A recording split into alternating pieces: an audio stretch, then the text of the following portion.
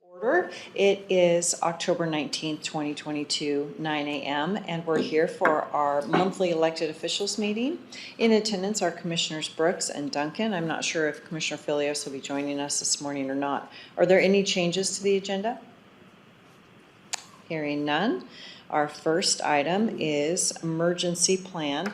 We kind of started this discussion after the last windstorm, and then last month we kind of gave Tiffany some direction on where we wanted to go. And so I hope everybody had a chance to read what Tiffany sent out. I think it's been a couple weeks ago or not. So looking at this, I really think a quarterly rotation is going to be way too confusing. I'd like to talk about more of an annual rotation. And then also, commissioners are in charge of facilities. So I'm not sure, unless an elected official has a very strong desire to be in that role, I think it probably just needs to rotate between the three commissioners on a yearly basis. So any thoughts or comments on that? Stan? Not really, no. Yeah. And then just as a reminder, the commissioners have no ability to shut down court. That is the administrative district judge in conjunction with Idaho Supreme Court. You say you have no ability to shut down courts. You do have the ability to shut down courts. I don't think so. I don't know if you can weigh in on that. Before we visit that, I apologize. I was kind of distracted reading this when you asked me that last question. Could you repeat what you asked me earlier? What do you think about just the commissioners being on a yearly rotation and not the other elected officials? Gotcha. And sorry. I think that's fine. For the commissioners to do what you suggested. So I just want to make sure I gave the most appropriate response. Sure. I didn't realize I responded not really. No, I thought you asked me if I had anything else to add. Kind of, but in regards to that. Okay. So anyway, the next question was regarding shutting down the building, the courthouses. I know that any time, I know the Supreme Court likes to be involved. And I don't think there's been too many times where we've shut the buildings down when it hasn't been at the authority of the Supreme Court. So I don't know that I can say that there aren't any other circumstances where a court can be shut down. I just know it's very usual and very common for the Supreme Court to be the ones to make that decision. I think it would be appropriate to maybe ask Judge Meyer, the administrative district judge, that question. I'd like to think that there should be a situation where maybe somebody else could, because to the extent that Judge Meyer's in court and or unaware of what's happening, I would hate for there to be some kind of a delay in shutting down the buildings and then the lives are lost because we had to wait for the Supreme Court. And so I do think it should be explored, the possibility of not waiting for the Supreme Court before we give that green light. I think on a dynamic situation where there's an active threat, a peace officer who acts as the incident commander for the event has the authority to say, hey, you know what, we got an active threat here. I think the circumstances what the chairperson is saying is there's a windstorm and, one elected say, okay, you know what, everybody just stay home and work today. So I think there's two different, kind of scenarios. It's if it's an active dynamic situation, I believe you're going to have boots on the ground making those decisions. Right. And that's the other thing. If this is like an active shooter dynamic situation and Supreme Law Court's, enforcement's going to tell and us the what Supreme we're Court's doing. supposed to be the only one given that green light, Yeah. I'm fine making that decision, and the Supreme Court can deal with it afterwards. Yeah. I'm willing to make that argument. I'll take the bullet. So, Yeah. no pun intended. If the Supreme Court's going to get mad at me or you for shutting down the building, I'm willing to say, look, we had an active shooter. Right. Piss off. Right. So Let's not make that comment on record, I Stan, apologize. so it's okay. I did warn everybody during the selection process that I'm probably one of the least politically correct people you'll meet, so. I'm just trying to protect you, that's all, Sure. that's all. So Jennifer, that's, Same thing. yeah, If it's a windstorm, it's the idea that we're gonna reach out to the ADJ and they're gonna reach out to the Idaho Supreme Court for permission to shut down, but in a different situation that Sheriff Norris is talking about, I think that's a different approach. and in my mind, law enforcement always trumps. I mean, if you're telling us we have to evacuate, we evacuate, we don't sit there and call. Yeah. And if there's a fire going, you're Yeah, gonna go out. absolutely, Those are known threats. yeah. So maybe, I don't know, language such as, a non-dynamic situation or define dynamic and, Well, I think mostly this particular scenario is based on that windstorm where court didn't shut down. They had no power and people couldn't get to work, but they didn't shut down. Admin shut down and said, hey, and actually we did it on a two-hour thing. I said, okay, 9 o'clock, we're gonna let you know if you come in at 10. 10 o'clock, we'll let you know if you come in at 11. And we just pushed it off until finally we said, okay, we're out, just come in tomorrow. I think it's always desirable to err on the side of shutting things down and not when there's any kind of a physical threat, whether it's a windstorm and that issue. People have to use their own judgment. so you're suggesting that the commissioners take like a year and then you would have it obviously designate if you're not available to Yeah. run the incident? Yeah. So just rotate it on a yearly basis? Yeah, And then I still think it's a good idea to do quarterly tests of it so Sure. people become familiarized with that. So our office would work with whoever that commissioner is, so you are aware of that, and then the staff becomes more familiar with receiving those as well. So we'll change that to the commissioners and then share that information with the group and start doing tests on a quarterly basis. yep, that's good. And then the fire drill will be coming before the snow flies. I'll set a November 15th date on it, nowhere near the elections, so. Are you working with building and grounds on that? Oh, yes. Okay. Perfect. Steve? I think that's a good plan. Okay, anything else on the emergency plan? If I could ask a question, in the event of an emergency, especially a fire drill, or a fire, I haven't looked at it in a while. How many different locations do we have where people are supposed to respond to? So that is a good question, and everybody should have the COOP plan in their office. So find out from staff, and you will know exactly where your office is supposed to go. Okay. And the reason why I bring this up is, with my background in law enforcement, there's this idea called alarm response. And we have to consider the possibility that the reason why there's the alarm pulled is because it could be an internal threat, a disgruntled employee. In a situation like that, the threat, the disgruntled employee will know where the employees are going to be going to seek safety. And there's the possibility for mass casualties. Like, that's the reason why the alarm was pulled, because 100 people are going to be sitting right here. And so I think we should build something in to this response plan where maybe a sheriff's deputy or an armed employee will be at each one of those locations to offer some protection. So I would think that we would have some kind of inclination if there is a disgruntled employee. Rarely have I ever seen something where HR wasn't already aware that somebody was having issues.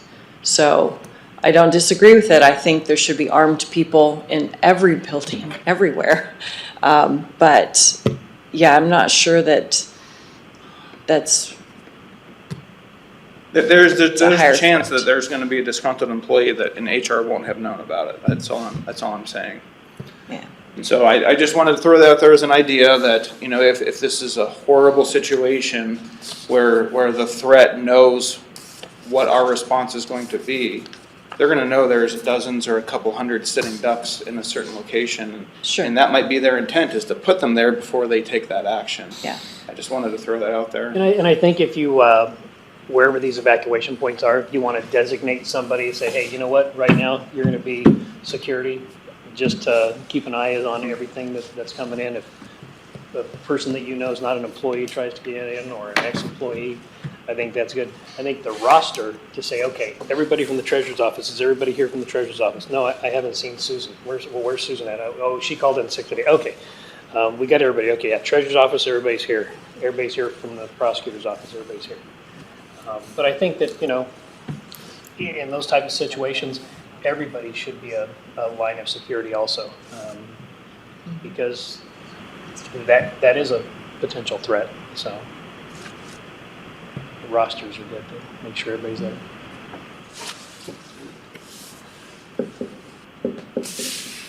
Okay, and so in the communications with the fire drill, it will be reminded that, hey, everybody, remember, find out where you're supposed to go. And if you've got a question about that, then they can contact probably you, because you probably have Tiffany has all the documentation, so. That's on Casey Place too, correct? Okay. So anything else about that? All right, item 2, cleaning contract versus internal janitorial. I don't know if anybody else in this building has had experience with the lack of cleanliness lately, but we are looking at going out for RFP again. However, we're also looking at bringing 2 janitorial FTEs on staff and doing away with the company. So if that's the case, then they will be responsible for all public areas, all shared areas, and then all of our employees will be responsible for their own local area. So we'll probably end up getting some more vacuums and stuff like that. I think Greg's been having conversations offline with different departments and just saying, hey, if this comes down, is this, you know, are you okay with this? And so far he's been met with very positive response. So I don't know, I'll just go around and what do you think about that? I think that's appropriate. Okay, how would your office would do that? I think it's fine, just have to check with elections, but I think the other departments would be fine with it. Okay, so is elections handled by the same one that handles campus? I believe so. Okay. That comes in, we have a gentleman come in the All right. afternoon. Just have to figure that one out. I am not sure how it's gonna fly when we tell our staff that they're gonna be vacuuming and emptying trash. So the trash we're working on right now, about everybody just empties their own trash, and then Building and Grounds comes by and collects it from the departments. So won't necessarily be going to the dumpster. Okay. Steve, anything to add? Okay. Bill? Nothing?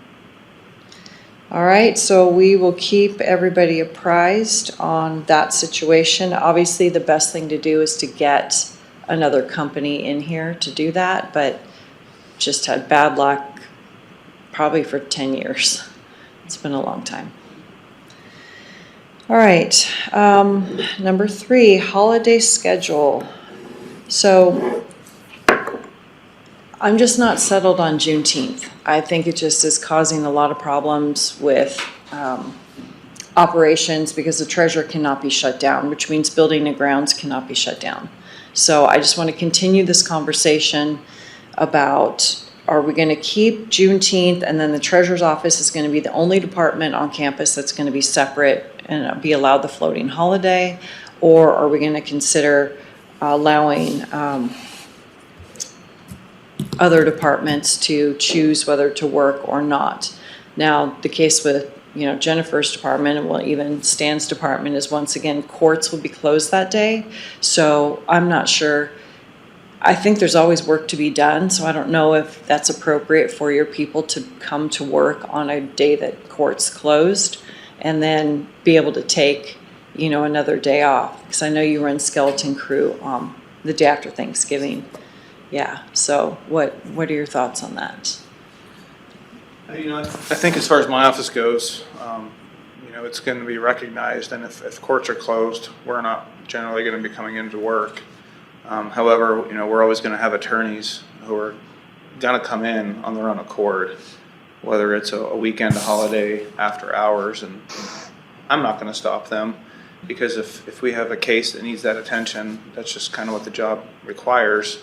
We're salary, we're not going to be seeking overtime for it, and so I don't really view that as an issue with my office. But as far as how that affects, anybody else, I don't know. But I don't see any of my employees coming in on a holiday and then seeking to take that holiday on a different day. It's kind of, if you're going to come in, you come in knowing that you made that decision and you've sacrificed that time off.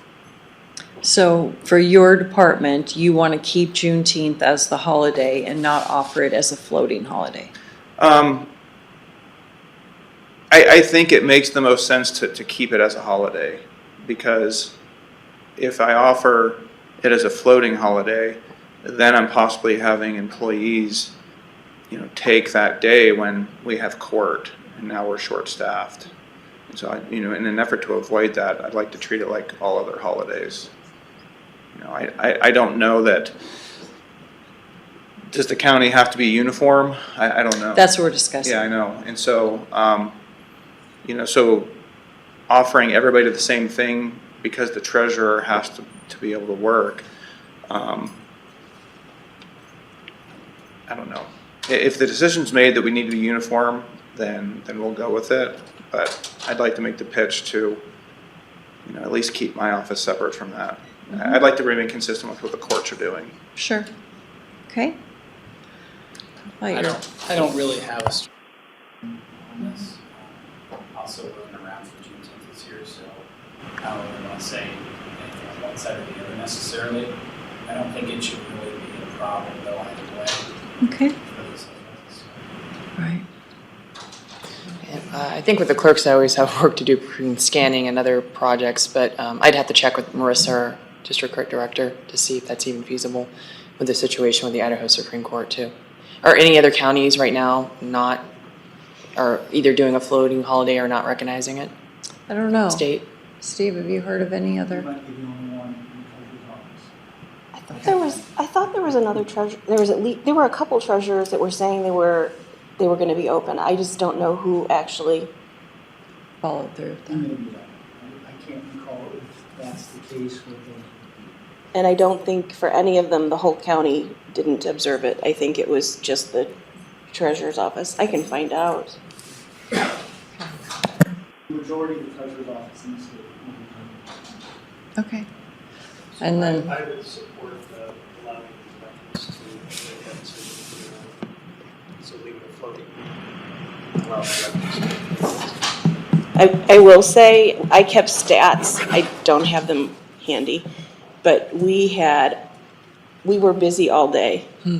And just as information for you, Ben, a lot of the people that came in to see us also wanted to see the assessor's office, and they were not happy that the assessor's office was closed. I think part of that is where we live. Yeah. But we were very busy, and we had several state and local elected officials show up that day. And they showed up, but they were pleasantly surprised that we were open. I think it was a little bit of a test. yeah, well, I think in general, this area is not keen on most holidays that we take. So just, they expect it open for business unless it's Christmas or Thanksgiving. So I get that. All right. And then, you've kind of said your piece. You're going to be open and your people will take another day. So.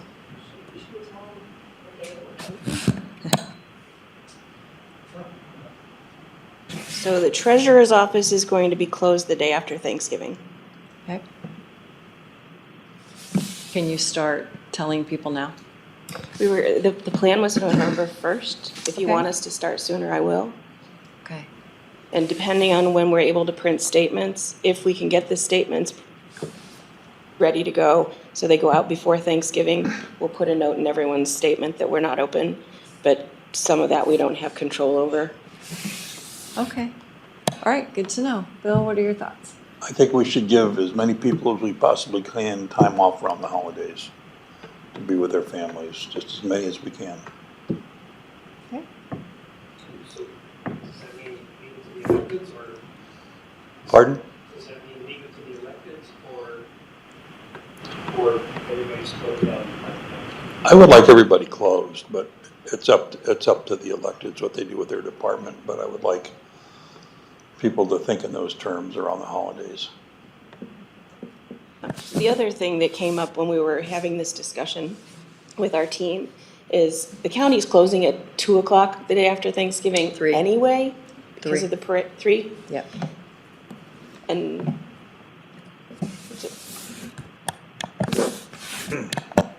Yeah, that communication will actually go out today or tomorrow.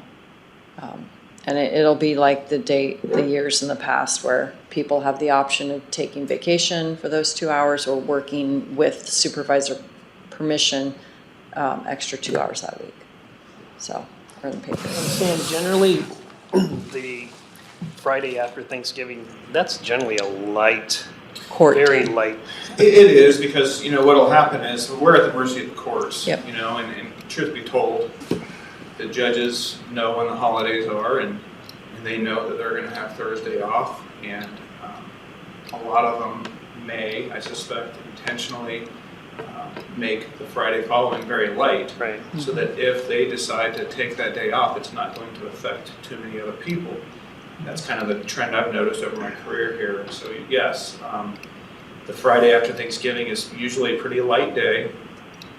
My employees know that, and so when they ask for Friday off, it's not that big of a deal to approve it, because it's not going to leave us wanting.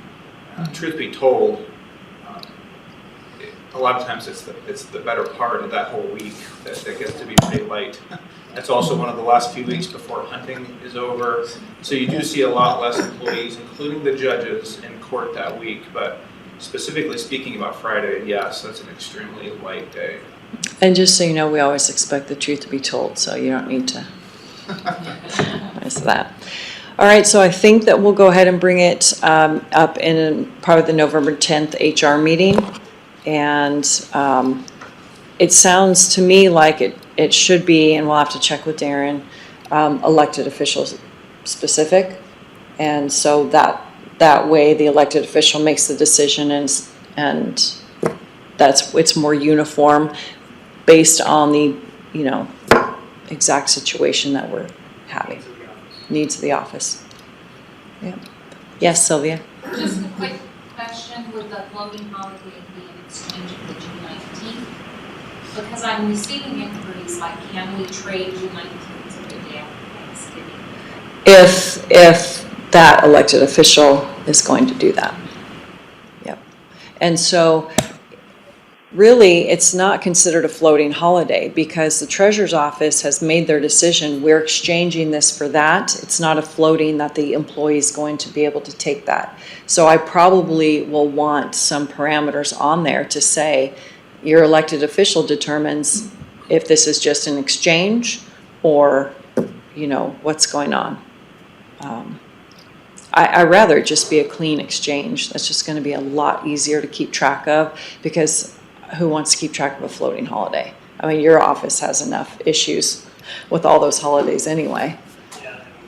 And you can't make that. We don't take it.